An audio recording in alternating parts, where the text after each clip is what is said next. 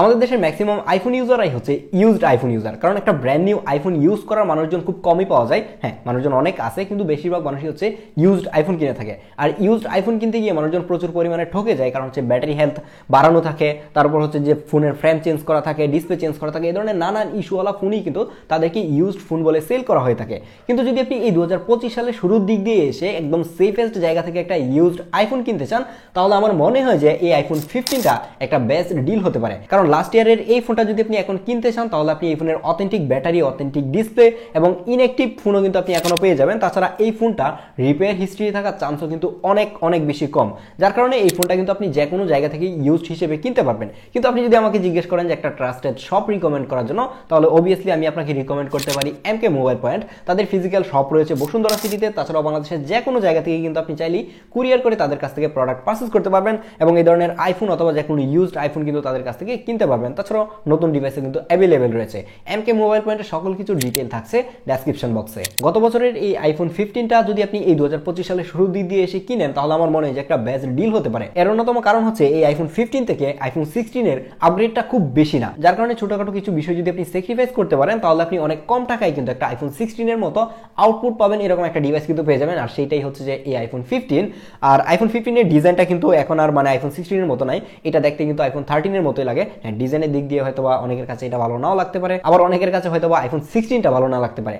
এটার মধ্যে কিন্তু আপনি লেটেস্ট সব ধরনের ফিচারই পেয়ে যাচ্ছেন, যেরকম আপনি টাইপ সি যে মেজর ফিচারটা ছিল, মানে একদমই যেটা দরকার ছিল আমাদের, সেটা কিন্তু এই আইফোন 15 থেকেই শুরু হয়েছে এবং এটার মধ্যে আপনি একটা টাইপ সি পোর্ট পাচ্ছেন। তাছাড়া হচ্ছে আইফোন 16 এর মধ্যে এখন হচ্ছে অ্যাকশন বাটন রয়েছে, তাছাড়া ক্যামেরা কন্ট্রোল বাটন রয়েছে, যেগুলো একদমই ইউজলেস ফিচার বলতে পারেন, সেগুলো হচ্ছে এই আইফোন 15 এর মধ্যে নাই, যার কারণে আপনাকে এক্সট্রা টাকা খরচ করার দরকার নাই। আইফোন 16 এর মধ্যে যে ডাইনামিক আইল্যান্ডটা রয়েছে, সেটা কিন্তু আপনি এই আইফোন 15 এর মধ্যেও পাচ্ছেন, যার কারণে কিন্তু ফোনটা দেখতে অনেক বেশি লেটেস্ট। তাছাড়া ডিসপ্লের মধ্যেও খুব বেশি একটা চেঞ্জ নাই, এটার মধ্যে 60 হার্জের ডিসপ্লে ইউজ করা হয়েছে, আইফোন 16 এর মধ্যেও কিন্তু 60 হার্জের ডিসপ্লে ইউজ করা হয়েছে। তো সেই জায়গায় চেঞ্জটা আসলে কোথায়? ক্যামেরা ইমপ্রুভমেন্ট, ক্যামেরাতেও কোনো ধরনের ইমপ্রুভমেন্ট কিন্তু আইফোন 16 এর মধ্যে আমরা পাচ্ছি না। যেরকম 64 মেগাপিক্সেলের হচ্ছে মেইন লেন্স থাকতেছে, 12 মেগাপিক্সেলের আলট্রা ওয়াইড লেন্স, তো সেম ভাবে কিন্তু আপনি আইফোন 15 এর মধ্যেও পাচ্ছেন। তো এই সময়ে এসে আমার কাছে মনে হয় না যে 20,000 টাকা বেশি দিয়ে আইফোন 16 কেনার কোনো রিজন আছে। যদি আমার এরকম বাজেট থাকতো যে 80 থেকে 85,000 টাকা নতুন একটা ডিভাইস কিনতে হবে ইনঅ্যাক্টিভ, অবভিয়াসলি আমি হচ্ছে এই আইফোন 15টাই কিনতাম। আর এটা যদি আপনি ইউজড কিনতে চান এখন, তাহলে অ্যারাউন্ড 70,000 টাকার মধ্যে কিন্তু আপনি পেয়ে যাবেন। ইউজড কিনতে গেলেও কিন্তু আপনি ফ্রেশ কন্ডিশনের একটা আইফোন 15 কিন্তু আপনি এখনো কিনতে পারবেন। আইফোন 14 থেকে এই আইফোন 15 এর মধ্যে আরেকটা আপগ্রেড আমার কাছে অনেক বেশি ভালো লাগছিল লাস্ট ইয়ারেই, সেটা হচ্ছে যে ম্যাট গ্লাস। হ্যাঁ, এটার মধ্যে এখন কোনো অবস্থাতে হাতের ছাপ বসে যায় না, দেখতে অনেক বেশি প্রিমিয়াম লাগে। যেরকম হচ্ছে আমরা ম্যাট গ্লাস পাইতাম হচ্ছে আগে প্রো সিরিজ কিংবা প্রো ম্যাক্স এর মধ্যে, এখন এই বেস ভেরিয়েন্টগুলোতেও কিন্তু এই ধরনের ম্যাট গ্লাস ইউজ করা হয়, যেটা কিন্তু আমার কাছে অনেক বেশি ভালো লাগে। তাছাড়াও এর যে ফ্রেমটা রয়েছে, সেটা তো একটা অ্যালুমিনিয়ামের ফ্রেম থাকতেছে। আর বেস ভেরিয়েন্ট থেকে অ্যালুমিনিয়ামের ফ্রেমের কালার আগে উঠে যেত, কিন্তু এই 15 এর মধ্যে কালার উঠে যাওয়ার হিস্ট্রিটা একটু কমই দেখছি, যদিও কিনা এটা খুব বেশি ইউজড ফোন আমি এখনো পাই নাই যে কালার উঠে যাওয়ার মতো। কিন্তু আমার কাছে মনে হয়েছে যে আগের যে 14 কিংবা 13 রয়েছে, সেটার কালার উঠে যেত, এত ইজিলি কিন্তু এই 15 এর কালারটা উঠে যাবে না। আমার কাছে দেখে এটাই মনে হচ্ছে। এখন পর্যন্ত আমি মার্কেটে যে ইউজড ফোনগুলো হাতে নিলাম, সেগুলো তো দেখলাম যে কালার উঠে যাওয়ার মতো হিস্ট্রি খুব একটা নাই। আইফোন 15 এর ডিসপ্লে হিসেবে পাচ্ছেন 6.1 inch super retina XDR OLED display, যেখানে HDR10 এর সাপোর্ট পাচ্ছেন। তার পাশাপাশি এটার পিক ব্রাইটনেস 2000 নিটস। চিন্তা করেন যে 2000 নিটস ব্রাইটনেস মানে অনেক বেশি। আপনি যদি ডিরেক্ট সানলাইটে ইউজ করতে চান, ব্রাইটনেস নিয়ে কোনো অবস্থাতেই প্যারা খাবেন না। আর এই ডিসপ্লেটার পাশাপাশি যদি আপনি সাইড বাই সাইড আইফোন 16টাকে রাখেন, তাহলে কোনো অবস্থাতেই কেউই ধরতে পারবে না যে কোনটা আইফোন 16 আর হচ্ছে কোনটা 15। যার কারণে আমি 20,000 টাকা অ্যাড করে আপনাকে কখনোই 16 সাজেস্ট করবো না, কারণ ওইটাতেও 60 হার্জের ডিসপ্লে ইউজ করা হয়েছে, এই 15 এর মধ্যেও 60 হার্জেরই সেম ডিসপ্লে থাকতেছে। তাহলে কেন আপনি এক্সট্রা টাকা দিয়ে এই 16 কিনতে যাবেন? তাছাড়া তো আইফোনের সিগনেচার যে ডাইনামিক আইল্যান্ড রয়েছে, সেটাও এটার মধ্যে থাকছে, যার কারণে সামনে থেকে দেখতেও এই ফোনটা অনেক বেশি লেটেস্ট মনে হয় নচ থেকে অ্যাটলিস্ট। যদিও কিনা এই ডাইনামিক আইল্যান্ডের যে ফিচারগুলো রয়েছে, সেটা খুব বেশি ইউজফুল না। ম্যাক্সিমাম অ্যাপেই হচ্ছে যে সাপোর্ট করে না, অ্যাপেলের কিছু অ্যাপ সাপোর্ট করে, স্পটিফাই সাপোর্ট করে, এরকম টুকটাক কিছু অ্যাপ সাপোর্ট করে। তো আমার কাছে মনে হয় যে প্রত্যেকটা অ্যাপ যদি এই ডাইনামিক আইল্যান্ডটাকে সাপোর্ট করতো, তাহলে আরো বেশি ভালো হতো এবং এটা অনেক বেশি ইউজফুল হতো। লাস্ট ইয়ারে অ্যাপেল এই আইফোন 15 এর মধ্যে এসওসি হিসেবে ইউজ করেছিল অ্যাপেল S16 বায়োনিক 4 nm চিপটা, যেটা এখনো অনেক ভালো পারফর্ম করতেছে। এটা আশা করা যায় যে আরো 5 থেকে 7 বছর খুবই ভালো পারফর্ম করবে, কারণ একটা আইফোন আপনি যদি এখন চিন্তা করেন যে আইফোন 8 কিংবা আইফোন 7 এর কথা, দেখবেন যে একদমই ল্যাগ হ্যাং ছাড়া স্মুথলি চলতেছে, কোনো অবস্থাতেই বুঝতে পারবেন না যে এই ফোনটা আসলে 7 বছর 8 বছর 9 বছর পুরাতন একটা ফোন। আর এটা তো মাত্র লাস্ট ইয়ারে রিলিজ করা ফোন, আর এটার পারফরমেন্স নিয়ে আমার মনে হয় না যে খুব বেশি কিছু বলার আছে।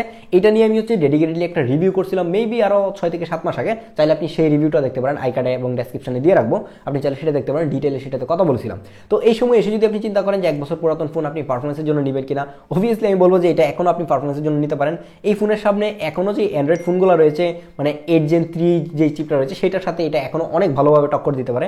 এখনো টক্কর দিতে পারে কি, কারণ ওটা তো 8 Gen 3 এর সাথেই মানে খুব ভালোভাবে মারামারি করে আসছে 2024 সালটা। আমার হাতের এই ডিভাইসটা কিন্তু iOS 18 এ রান করতেছে, আর এটার মধ্যে কিন্তু আপনি আরো মোটামুটি 4 থেকে 5 বছর iOS এর আপডেট পাবেন। তো সফটওয়্যার নিয়েও কিন্তু আপনাকে আর মাথা ঘামাতে হচ্ছে না। মানুষজন আইফোন কেনার অন্যতম একটা রিজন হচ্ছে ক্যামেরা, আর ক্যামেরার জন্য আমার মনে হয় যে পারফেক্ট একটা ডিল হতে পারে হচ্ছে আইফোন 15, কারণ এটাতে মেইন লেন্স হিসেবে ইউজ করা হয়েছে, মানে ফার্স্ট আইফোন বেস ভেরিয়েন্টের মধ্যে মেইন লেন্স হিসেবে কিন্তু এটার মধ্যে 64 মেগাপিক্সেলের ক্যামেরা ইউজ করা হয়েছিল, আর এর পাশে একটা 12 মেগাপিক্সেলের আলট্রাওয়াইড ক্যামেরা ইউজ করা হয়েছে, আর সেলফি ক্যামেরাতেও একটা 12 মেগাপিক্সেলের ক্যামেরা ইউজ করা হয়েছে। এর মেইন লেন্সের ছবিগুলো যদি দেখেন তাহলে সবার কাছে এর ছবি ভালো লাগবে, কারণ ছবির কালার খুবই একুরেট ছিল, ছবির শার্পনেস ডিটেল সবকিছুই অনেক ভালো ছিল, অনেক ভালো ডাইনামিক রেঞ্জ রাখতে পারতেছিল।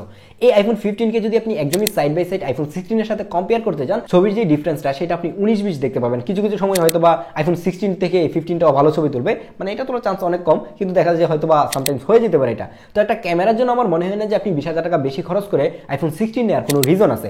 এখন পর্যন্ত এই আইফোন 15টা যে আউটপুট দিবে সেটা আমার কাছে মনে হয় যে মোর দেন এনাফ একটা ফোনের জন্য যেরকম আউটপুট পাওয়া দরকার। তো তার পাশাপাশি যে আলট্রাওয়াইডটা রয়েছে সেটাও কিন্তু সেম ভাবে 16 এর মধ্যে সেম একটা আলট্রাওয়াইড থাকতেছে। আমি বারবার 16টাকে টানার কারণ হচ্ছে যে এই সময় এসে মানুষজন 16 কিনতে চাবে, কিন্তু আমি রিকমেন্ড করবো এখন হচ্ছে এই 15, যদিও কিনা রিসেল ভ্যালুর ক্ষেত্রে আপনি 16টাতে ভালো পাবেন, আর হচ্ছে এটা এখন যদি কিনতেও যান তাহলে আপনাকে 20,000 টাকা বেশি খরচ করা লাগবে। এই বিষয়গুলো আবারও যদি চিন্তা করেন তাহলে আমার মনে হয় যে বেস্ট ডিল কিন্তু ক্যামেরার জন্য এখনো এই 15টাই। তার থেকে বড় বিষয় হচ্ছে যে এই 15 দিয়ে কিন্তু আপনি 1x এবং 2x 3x দিয়ে পোর্ট্রেট ছবি তুলতে পারবেন, যেটা আইফোন 14 এর মধ্যে শুধুমাত্র 1x এ পোর্ট্রেট ছবি তোলা যেত, যার কারণে আমার মনে হয় যে 15টা আরেকটু বেশি মানে অ্যাডভান্টেজ পাই হচ্ছে এর যে 3x মানে পোর্ট্রেট তোলার ক্যাপাবিলিটিটা, সেটার জন্য। আপনি যদি ডিফল্টভাবে অ্যাপের ভিতর ঢোকেন তাহলে দেখবেন যে আপনাকে 1x এবং 2x সাজেস্ট করতেছে, বাট আপনি যদি চান তাহলে হাতে জাস্ট এভাবে যদি জুম করেন তাহলে দেখবেন যে এটা কিন্তু 3x এনেবল হয়ে যায় এবং 3x এও কিন্তু আপনি পোর্ট্রেট তুলতে পারবেন। আপনি যদি 3x এ পোর্ট্রেট তুলেন তাহলে দেখবেন যে 1x থেকে দেখতে কিন্তু অনেক বেশি সুন্দর লাগে ছবিগুলো, আর পোর্ট্রেটের ক্ষেত্রে আমি 2x এবং 3xটাকে সবসময় সাজেস্ট করি, কারণ ওই পোর্ট্রেটগুলো দেখতে আসলে অনেক বেশি জোস হয়ে থাকে। পোর্ট্রেট ছবিগুলোর এজ ডিটেক্টগুলো অনেক বেশি সুন্দর ছিল, আর 3x এ যদি তুলেন তাহলে কোয়ালিটি একটু লুজ করবে, কিন্তু কোয়ালিটি লুজ করার পরে এটা মানে খুব বেশি একটা চোখে পড়ার মতো না, আপনি দেখবেন যে আপনার কাছে ভালোই লাগতেছে, এবং তখনও কিন্তু এটার এজ ডিটেক্টগুলো অনেক বেশি ভালো লাগে।